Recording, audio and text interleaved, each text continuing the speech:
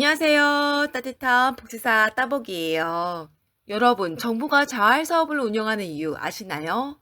작년 10월에 어느 의원이 보도한 자료를 보면 자활 지원 사업이 기초생활 수급자, 차상위자들의 탈수급과 자립이 목적인데 수급자 빈곤 탈출을 위한 자활 지원 사업 탈수급이 4명 중 1명에 불과하다고 했어요.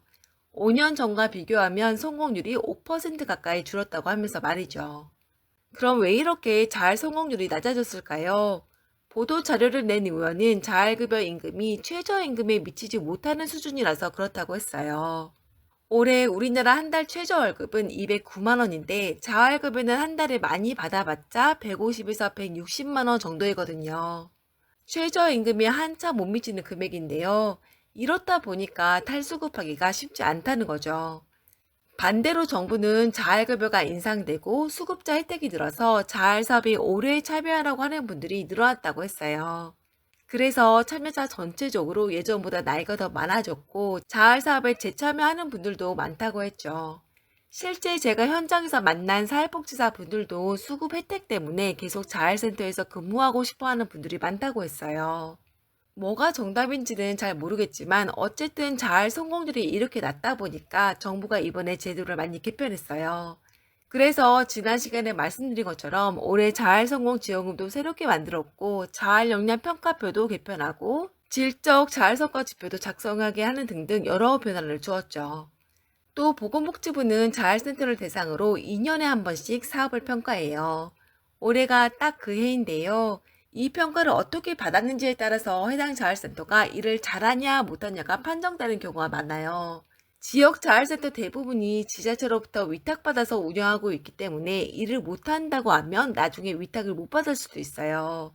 그래서 평가를 잘 받아야 하는데 평가 지표 중에 가장 비중이 큰 게 참여자 자활 역량 증진, 그 중에서도 자활 참여자 성공률, 급여 변동률이거든요. 실무자분들이 평가를 잘 받기 위해서 일하는 건 아니지만 그래도 이게 평가 항목이 있으면 그 방향으로 일을 하게 돼요.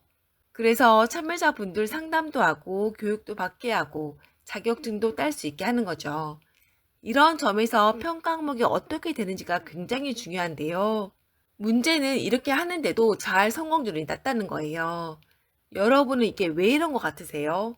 저는 지금 자활센터에 근무하고 있지도 않고 자활 사업에 참여하고 있지도 않기 때문에 제 생각을 말씀드리기 좀 조심스럽긴 한데요. 한번 들어보시고 여러분의 의견도 댓글로 써주시면 좋을 것 같아요. 제가 생각하는 자활 성공률이 낮은 이유 첫 번째, 자활센터에서 근무하시는 분들 중에는 애초에 일하기 어려운 분들이 많고 두 번째, 나가서 일하면 생활에 불안정을 느끼는 분들이 많다는 거예요. 먼저 첫 번째 이유부터 말씀드릴게요. 자활 사업에 참여하는 분들 중에는 애초에 일하기 어려운 분들이 많아요. 일을 잘할 수 있는 분들은 이미 국민 취업 지원 제도로 빠져버렸기 때문이죠. 정부는 어떤 분이 조건부 수급자가 되면 그분이 얼마나 일을 잘할 수 있는지 평가해요. 이게 바로 자활 역량 평가인데요. 여기에서 점수가 85점 이상이면 고용노동부에서 운영하는 국민 취업 지원 제도에 85점 미만이면 보건복지부에서 운영하는 자활 사업에 참여하게 돼요. 그래서 근로 의욕이 있고 일을 어느 정도 하는 분들, 일을 잘하는 분들은 국지로 가지만 그렇지 않은 분들, 즉 근로 능력이 있다고는 하지만 일반 취업 시장에서 일하기 힘든 분들은 어쩔 수 없이 자가근로를 하게 돼요. 자활사업 외에는 마땅한 대안이 없기 때문이죠. 예를 들어 한부모 가정인데 어린 자녀들을 키우느라 일하기 힘들다. 갑자기 실업이나 사업 실패를 했다. 취업할 수 있는 특별한 기술이나 스펙이 부족하다 한다면 자활근로를 하게 되는 거죠. 그런데 자활근로자분들은 소득과 재산이 적고 채무가 있는 분들도 계세요. 그러다 보면 생활이 전반적으로 어려워지고 영양 상태나 주거 상황이 안 좋을 수도 있는데요. 자존감이 높은 분들은 열심히 하면 된다라고 하면서 이런 어려움들을 어떻게든 이겨내려고 해요. 그래서 정말 열심히 생활하시는데요. 그렇지 않은 분들은 우울감, 실패감, 좌절감을 가지게 돼요. 물론 누구나 이런 생각을 가질 수 있고 저도 가끔씩 할 때가 있는데요. 이게 잠깐이면 모르겠지만 장기간 계속 가지고 있으면 자존감이 낮아질 수밖에 없어요. 그럼 대인관계가 좋기 힘들고 가족이나 지인들에게 상처를 주게 되죠. 자신도 더 힘들어지고요. 이게 오랜 기간 반복적으로 계속되면 알코올 의존, 다툼, 갈등, 폭력이 생길 수도 있어요. 그러다 보면 관계가 단절되기도 하죠. 일하려고 하는 근로의지는 더 낮아질 거고요. 문제는 이런 분들이 센터에 한두 명만 있어도 일하기 굉장히 힘들다는 거예요. 실제 제 유튜브 댓글 보면 이 때문에 어려움을 겪는 분들 진짜 많아요. 여기 댓글 보시면 참 힘든 분들이 더 힘들게 하는 곳. 일반 사람들과 다릅니다. 별의별 사람 다 있더라고요. 그래서 2년 하다가 나왔어요. 등등이 있는데요. 이게 전부를 대표할 수는 없지만 그래도 많은 분들이 이런 생각을 하고 계시죠. 이건 연구 보고서에서도 알 수 있는데요. 지난 2023년에 발간된 자활사업 재참여 실태와 지원 방안 연구 보고서를 보면 직장 내 인간관계 형성의 어려움은 자활사업 참여 중에도 공통으로 나타나는 어려움 중 하나로 지적된다고 했어요. 보고서에서는 자활사업에 다양한 성격 유형을 가진 사람들이 모이게 된다는 점, 자활사업 참여 이전 일반 노동시장의 직장생활 경험이 부족하다는 점, 근로의지 등이 약한 무기력 상태의 참여자들이 참여한다는 점에서 갈등이 생기는데 이러한 갈등이 생겨도 이걸 해결하기 위한 의사소통 기술이나 역량 등이 없어서 이전에 경험해보지 못한 정신적 스트레스를 겪는다고 했어요. 이런 점에서 저는 자활센터가 참여자분들이 취업이나 창업, 탈수급하게 도와주는 역할도 물론 중요하지만 규칙적으로 생활하는 습관, 사회생활 기술, 인간관계 기술 등을 갖게 해주는 역할도 굉장히 중요하다고 봐요.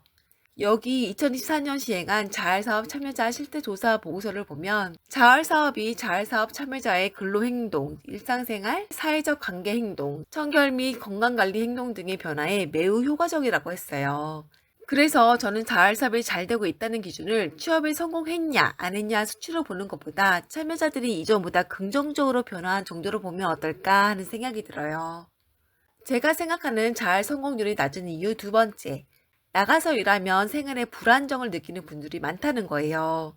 특히 한 달 벌어 한 달 생활해야 하는 수급자에게는 매달 고정적으로 들어오는 소득이 굉장히 중요한데요. 일반 직장에서는 이게 보장이 안 되거든요. 또 자활근로 하시는 분들 중에는 근로 미약자들이 많은데요. 사업단마다 업무 강도라거나 난이도, 근무 환경 등이 다르겠지만 이게 만족스럽다면 밖에서 일하는 것보다 자활근로가 더 나을 수도 있다고 생각할 수도 있어요. 특히 의료급여까지 생각한다면 더 그럴 거예요. 실제 보고서에서 인터뷰한 내용을 보면 여기 오면 기본적으로 월급을 주니까 우리 사회에 나가서 이 몸 갖고 이 정신 갖고 사회에 가서 어울리기 힘들다 이렇게 말씀하셨어요. 이런 점 때문에 저는 자활 참여자들이 최대한 오랫동안 자활 근로를 하려고 하고 탈자활을 했다가도 다시 자활로 돌아오는 것 같아요.